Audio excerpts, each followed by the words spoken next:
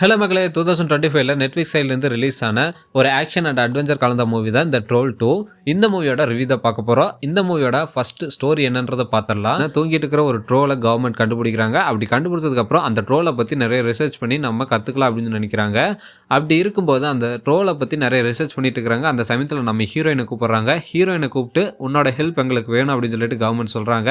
அப்படி சொல்லும்போது நம்ம ஹீரோயின் என்ன பண்ணுறாங்கன்னா அந்த ட்ரோலை எழுப்பி விட்டுறாங்க.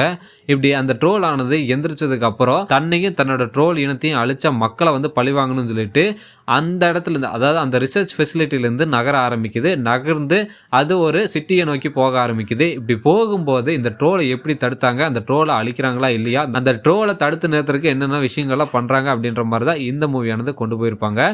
இந்த மூவியில் நார்மலாகவே மான்ஸ்டர் மூவியில் என்ன பண்ணுவாங்கன்னா ஃபஸ்ட்டு ஒரு மான்ஸ்டர் வரும். அந்த மான்ஸ்டர் என்ன ஏது அப்படின்னு சொல்லிட்டு ஆராய்ச்சி பண்ணுவாங்க. அண்ட் அது கடைசியில் வந்து பார்த்திங்கன்னா அந்த மான்ஸ்டரை அழிச்சிருவாங்க. அதே செகண்ட் பார்ட் அந்த மான்ஸ்டர் மூவிக்கு வந்ததுன்னா அதே மான்ஸ்டர் வந்து பார்த்திங்கன்னா திரும்ப வர்ற மாதிரியும், அந்த மான்ஸ்டரை தடுக்கிறதுக்கு இன்னொரு நல்ல மான்ஸ்டர் வர்ற மாதிரி இருந்தால் எப்பவும் ஹாலிவுட் மூவிஸில் இருக்கும். அதே மாதிரி வந்து பார்த்திங்கன்னா இந்த மூவிலையும் அதே கான்செப்ட் தான் ஃபாலோ பண்ணியிருக்காங்க. ஒரு ட்ரோல் வந்து பார்த்திங்கன்னா மக்களை அழிக்கணும்னு நினைக்குது, இன்னொரு ட்ரோல் வந்து மக்களுக்கு ஆதரவாக சண்டை போடணும்னு நினைக்குது.